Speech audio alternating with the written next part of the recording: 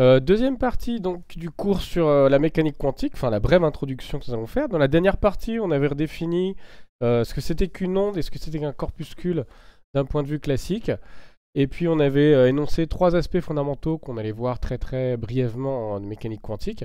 Donc là, le premier de ces aspects, c'est la dualité onde-corpuscule.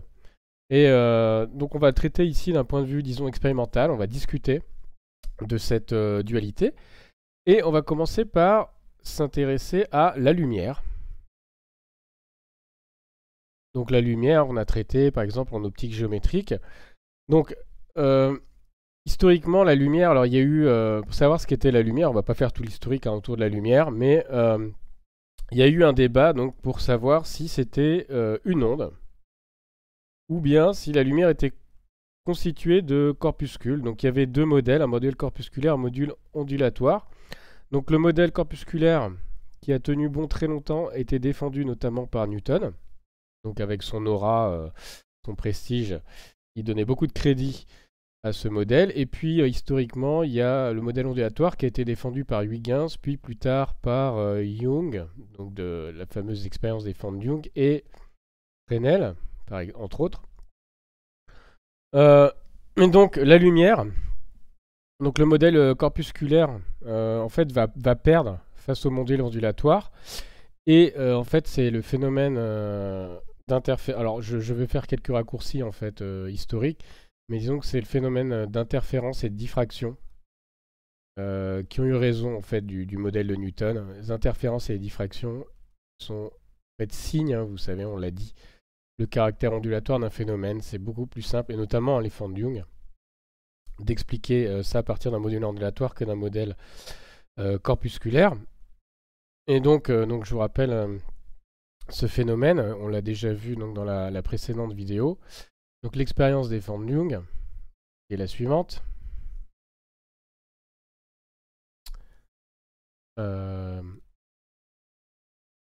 Donc voilà, on illumine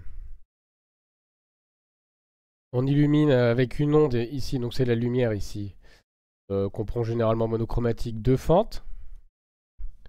Et en fait, on montre que chaque fente, eh bien, il y a diffraction à travers chaque fente. Et en fait, les deux faisceaux diffractés, les deux ondes diffractées ici se superposent dans cette zone-là et donnent naissance à des interférences. On peut voir ici que l'intensité fluctue, passe par des valeurs localement maximales et localement minimales, suivant qu'on a une interférence constructive ou destructive. Alors on peut faire le lien avec le visuel qu'on aurait à l'écran. Ici, donc vous avez ici, je vais regarder maintenant, je vais raisonner sur les pics. Donc ici, quand on a un pic, un maximum, ici on a une interférence constructive, c'est-à-dire une frange brillante. Et tandis que quand on a un minimum, on a une interférence destructive. Et on peut définir, alors ce sera important, on peut définir, on peut mesurer cette distance-là, qu'on appelle petit i. Et ce petit i, c'est ce qu'on appelle l'interfrange. Et l'interfrange pour les formes de Young, petit i, ça s'écrit lambda d sur a, où a c'est la distance entre les fentes et d c'est la distance fente-écran. Donc en fait ça c'est le triomphe du modèle ondulatoire. D'accord, donc ça c'est au 19e siècle. Mais alors très rapidement, toujours plus historique, il y a eu un modèle disons, un autre modèle corpusculaire qui a repris du poil de la bête. Et c'est grâce à Einstein, on le retrouve un peu partout, Einstein, qui en 1905 va interpréter cet effet en disant que la lumière est constituée d'un ensemble de grains. Alors je raccourcis encore un petit peu, on n'appelait pas encore ça photon, mais on va appeler ça photon. Et donc c'est un ensemble la lumière, c'est un ensemble de photons. C'est un ensemble de photons d'énergie individuelle.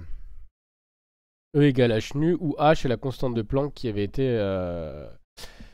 été posée 5 ans avant par Planck. Donc Ça, c'est voilà l'effet photoélectrique. Donc, et ça donnerait plutôt un modèle, disons, qu'on pourra interpréter comme corpusculaire, au sens classique. On reste dans la mécanique classique.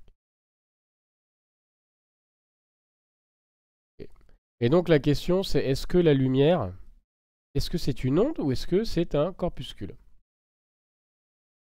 D'accord? Puisque, en fait, donc, pour les formes de Young, le modèle ondulatoire donne de très bons résultats. Tandis que pour l'effet photoélectrique, c'est le modèle corpusculaire des photons qui donne de meilleurs résultats. Alors, on va discuter ça avec une autre expérience. Donc une expérience d'interférence, toujours avec des photons. Et qu'on va monter de deux manières différentes. Alors, on va montrer ça. Donc, expérience, on va faire ce qu'on appelle des expériences d'interférence à photons uniques.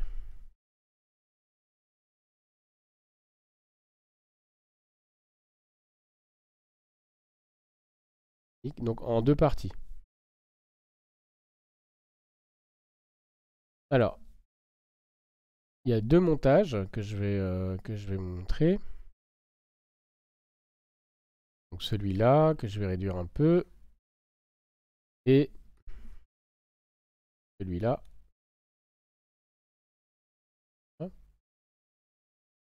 Ok, alors qu'est-ce qu'on fait? En fait, on envoie de la lumière. Alors, on envoie de la lumière et on va avoir un faisceau de faible intensité, si bien qu'on va avoir des photons uniques. Alors, ça, on va le supposer. On ne sait pas encore hein, si les photons existent ou pas. On essaie de trancher. Hein. Le but, je vous rappelle, c'est de trancher est-ce que la lumière, c'est une onde ou est-ce que la lumière, c'est un corpuscule. Donc, disons que très grossièrement, c'est pas très rigoureux. Hein, je ne peux pas être très rigoureux dans ce chapitre. C'est vraiment une introduction très brève. Très grossièrement, si on prend un faisceau de faible intensité, et qu'on croit à la notion de photon, ben, il y a une intensité en deçà de laquelle on est en train d'émettre, la source émet en fait des photons un par un. Donc pour savoir si on a des photons, on va utiliser un biprisme de Fresnel en fait qui est un équivalent des formes de Young. Et donc la lumière, a priori, va prendre deux trajets possibles, le trajet 1 ici ou le trajet 2 ici, donc vers le détecteur numéro 1 et numéro 2. Donc là, il y a deux détecteurs. Voilà. Et on va regarder, en fait. On va regarder ce qui se passe. Donc, dans cette expérience, si on a une onde, si la lumière est une onde, ok, si la lumière est une onde, qu'est-ce que doit donner l'expérience?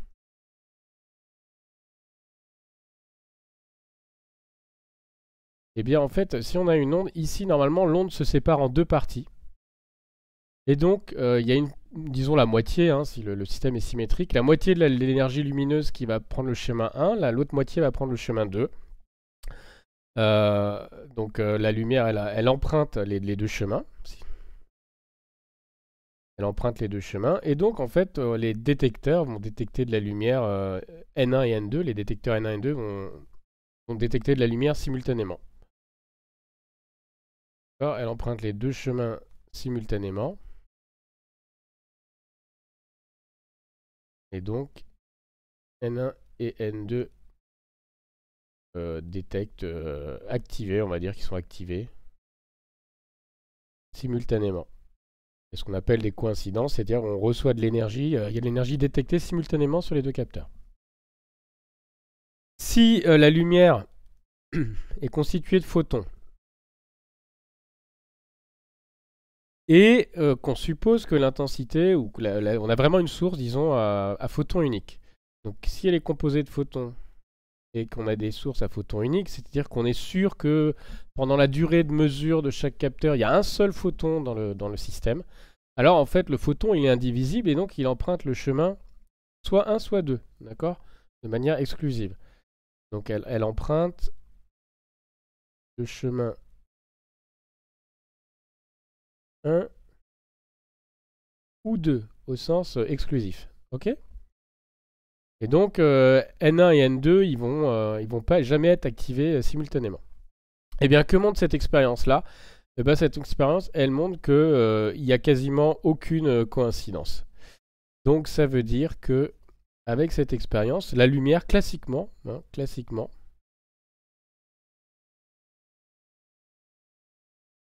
Cette expérience tend à dire que la lumière se comporte comme un corpuscule. Donc la lumière est corpusculaire. On a mis en évidence un comportement de type photon, hein. Donc la lumière est corpusculaire. Classiquement, si je fais une interprétation classique avec la physique classique de ce résultat-là. Ok. Alors, très bien. Donc a priori, on pourrait se dire qu'on a conclu. Alors on va changer un petit peu l'expérience maintenant. On a exactement la même source, donc une source à photons uniques. Et puis a priori, on a montré vraiment qu'on avait des photons, une source à photons uniques avec l'expérience précédente. Et on va changer juste ce qui se passe derrière. On va pas chercher à savoir par quel chemin empruntent les photons. On va faire une expérience en fait type de Fondung, c'est-à-dire qu'on va mettre un écran derrière et on va regarder ce qui se passe. D'accord? Donc c'est vraiment, on va faire l'expérience type Fondung. C'est exactement la même expérience que les Fondung, sauf qu'au lieu d'envoyer de la lumière, au lieu d'envoyer plein de photons, des milliards, des centaines, des milliards de photons en même temps, on les envoie un par un. Alors que se passe-t-il dans ce cas-là? On va regarder une vidéo de l'expérience. On va regarder ce qui se passe sur l'écran.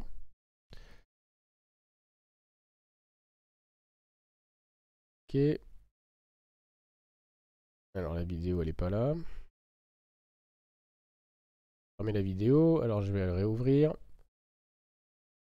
Tac tac. Alors je vous remets les notes. En attendant, donc là je prépare la vidéo.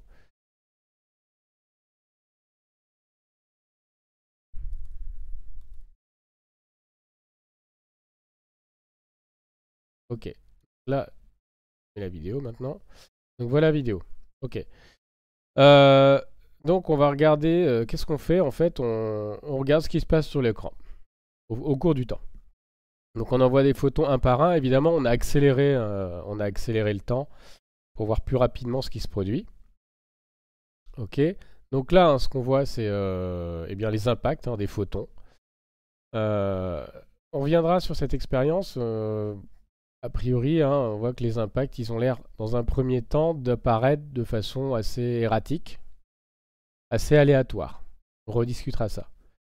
On attend un certain temps. Et donc on voit apparaître, alors que vous regardez en haut, donc d'un point de vue visuel ou d'un point de vue graphique en bas, on voit apparaître en fait des zones où apparemment on a plus d'impact, hein, statistiquement, de photons. Et en fait on voit se reconstruire progressivement eh bien, la figure d'interférence qu'on obtiendrait donc avec l'expérience classique des Fondung. Donc là il y a quelque chose qui questionne vraiment, puisque les impacts individuels tendrait à créditer l'hypothèse d'un comportement corpusculaire, mais quand on fait une intégration sur un grand nombre de photons, on retrouve un comportement ondulatoire. Donc c'est extrêmement bizarre, puisque en fait ça a l'air de montrer que finalement le photon, enfin la lumière, elle se comporte de manière corpusculaire si il y a une relativement faible intensité. Et puis en fait, si il y a plus de photons, en fait, s'il y a beaucoup de photons, eh bien le comportement changerait et il deviendrait de nature ondulatoire. Donc c'est quelque chose qui paraît assez paradoxal d'un point de vue classique. Donc cette expérience,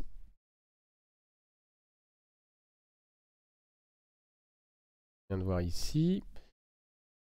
Donc dans cette expérience, je peux vous mettre le résultat sous forme d'image. Donc voilà ce qu'on a. Donc on voit là ici, hein, donc au fur et à mesure du temps apparaître la figure d'interférence typique d'un phénomène ondulatoire au sens classique. Donc là ici on a un paradoxe, hein. Donc le paradoxe c'est on a un comportement en petit nombre. Donc si j'appelle n le nombre de photons, si n est faible, on a un comportement classiquement ondulatoire.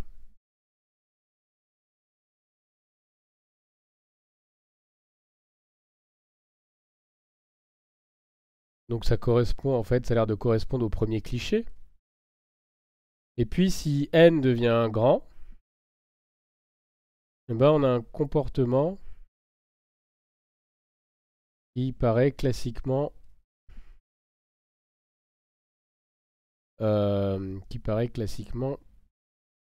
Alors j'ai mis une bêtise, pardon. Si n est faible, on a un comportement qui est classiquement corpusculaire. Et ici, il a l'air classiquement ondulatoire. Donc c'est vraiment très très étrange, sachant que normalement les deux s'excluent. Hein. On ne peut pas être à la fois onde et corpuscule en mécanique classique. Et donc on a un véritable paradoxe, et donc on n'a pas tranché là. Alors on n'a pas tranché. Et la réponse, elle va venir plus tard. Il faut qu'on réponde là. Est-ce que la lumière, elle est onde? Je vais remettre la question. Est-ce que la lumière, c'est une onde? Onde ou corpuscule? Alors, a priori, ça a l'air de dépendre de l'expérience. C'est ce qu'on voit. Hein. Apparemment, ça dépend de l'expérience que je fais. Ça semble dépendre de l'expérience. En apparence.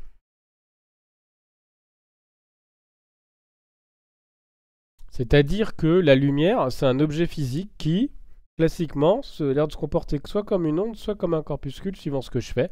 C'est-à-dire que je fais exactement la même expérience ici, sauf que dans un cas, j'essaie de connaître le chemin par lequel emprunté par la lumière. Dans l'autre cas, j'essaye plus de le savoir. Et là, j'ai un comportement corpusculaire, alors qu'ici, au bout avec un grand nombre de photons, j'ai l'impression d'avoir un comportement qui est maintenant ondulatoire. Alors, comment vous sentir? Eh bien, la dualité onde-corpuscule, on peut pas être onde et corpuscule d'un point de vue classique, comme ça a l'air d'être le cas. Ça, c'est pas possible. Il y a une contradiction logique.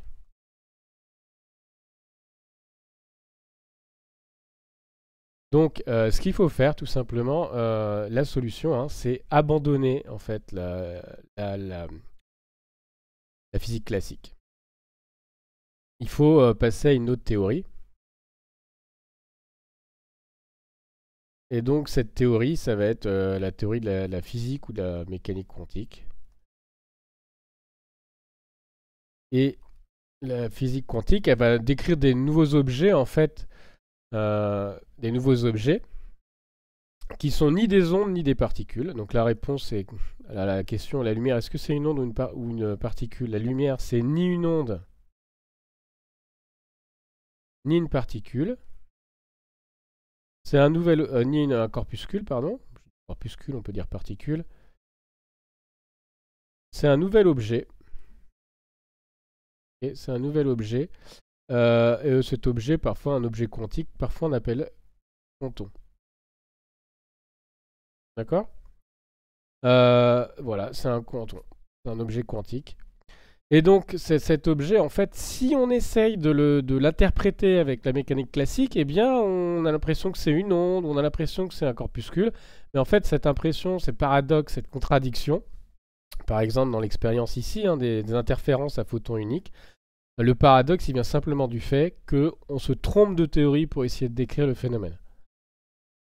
Voilà, donc c'est ni une onde, ni un corpuscule. Donc, voilà. Voilà la dualité onde-corpuscule. Pour terminer cette vidéo, eh bien, je voudrais qu'on regarde un autre objet. On a regardé la lumière. Donc la lumière n'est ni une onde ni un corpuscule, au sens quantique. Maintenant, on va regarder les électrons. Qu'est-ce qui se passe avec des électrons? Eh bien, on peut faire le même type d'expérience, c'est-à-dire envoyer des photons uniques. Donc, interférence à photons uniques.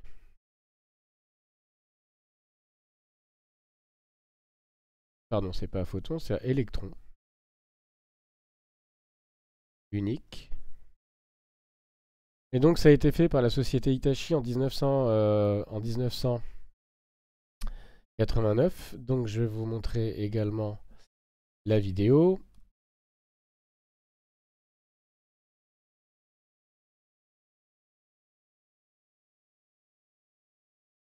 Ok, donc on envoie donc des électrons un par un, c'est dans un microscope électronique.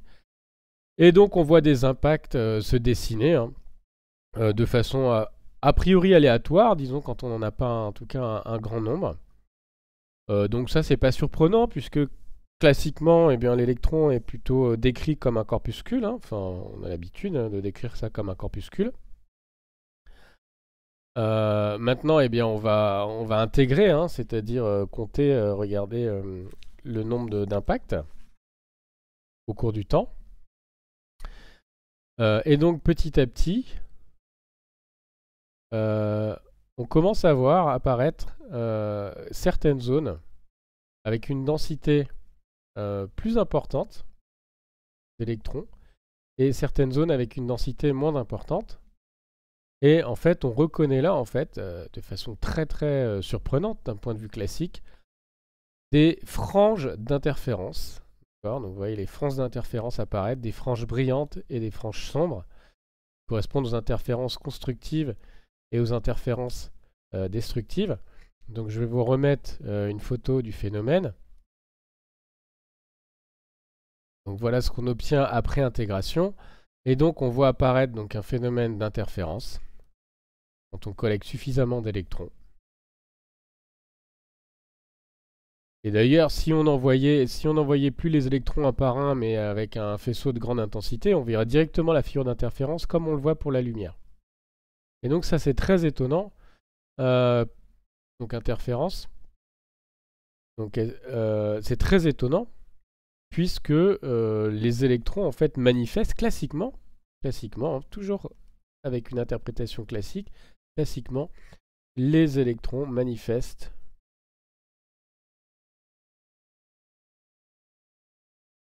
un comportement ondulatoire, alors qu'on pouvait penser que c'était des particules, ou du moins c'est comme ça qu'on les décrivait de façon usuelle en mécanique classique. Alors la question que je vous pose maintenant, c'est est-ce qu'un électron, est-ce que c'est une onde, ou est-ce que c'est un corpuscule? Et de répondre à cette question. Alors je pense que vous avez compris, c'est ni l'un ni l'autre, ça va être aussi un objet qu'on va appeler quanton et qu'il faut définir, qu'il faut traiter, décrire avec la théorie quantique. La physique classique n'est pas adaptée à cette description. Voilà, pour la petite histoire, on sait faire maintenant des interférences avec des atomes, qu'on appelle des atomes froids, et même avec des molécules. Par exemple, les molécules de fullerène, donc les fameuses molécules carbone C60 qui ont des formes de ballons de foot. On reviendra sur ces expériences dans la suite, et notamment dans l'interprétation probabiliste. On va donner une interprétation probabiliste de cette expérience. Donc, fin de cette vidéo. Alors, pour résumer, qu'est-ce que nous avons vu? Eh bien, nous avons traité de la dualité onde-corpuscule. Nous avons posé la question de savoir si la lumière était une onde ou un corpuscule. Suivant les expériences, elle manifeste un caractère ondulatoire ou un caractère corpusculaire au sens de la mécanique classique. C'est un paradoxe puisque ces deux objets physiques s'excluent mutuellement. Et donc il faut abandonner la mécanique classique, la physique classique, au profit d'une nouvelle théorie, la physique quantique. Et en conclusion, la lumière n'est ni une onde ni un corpuscule, c'est un quanton. Et d'autres particules ou d'autres objets physiques comme les électrons, les molécules ou les atomes manifestent le même comportement.